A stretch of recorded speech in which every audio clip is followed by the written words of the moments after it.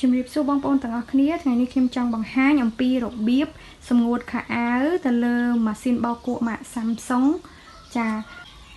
អញ្ចឹងការសម្ងួតខោអាវហ្នឹងគឺមានន័យថាយើងបោកខោអាវរួចរាល់ហើយប៉ុន្តែយើងចង់សម្ងួតនៅក្នុងម៉ាស៊ីននេះឲ្យវាស្ងួតបានល្អអញ្ចឹងយើងដាក់ខោអាវយើងចូលទៅវាមានន័យថាខោអាវនេះគឺយើងបោករួចរាល់ហើយប៉ុន្តែយើងចង់សម្ងួត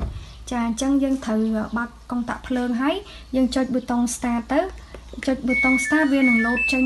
ភ្លើងសញ្ញាឲ្យយើងច្រើនអញ្ចឹងយើងគ្រាន់តែចង់សម្ងួតទេអញ្ចឹងយើងអត់ចាំបាច់ឲ្យបើកទឹកយើងមិនចាំបាច់បើកទឹកទេអញ្ចឹងយើងត្រូវកំណត់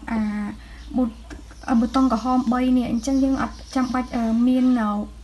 wash time នេះទេអញ្ចឹងយើងចុចឲ្យបាត់កន្លែង wash time ហ្នឹងទៅចាវាបាត់ wash time ហើយបន្ទាប់មកទៀតយើងអត់ចាំបាច់ដាក់ rin time នេះទេយើងយកតែ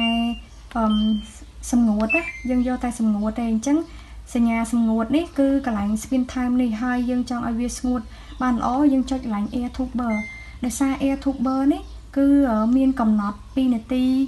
15ទៅ30នាទីអញ្ចឹង15ទៅ30នាទីនេះមានន័យថាយើងចង់ឲ្យខោអាវយើងស្ងួតមែនតែនហ្មងយើងយក30នាទីចាស់ណាយើង30នាទីយើងចុចមួយទៀតទៅ30នាទី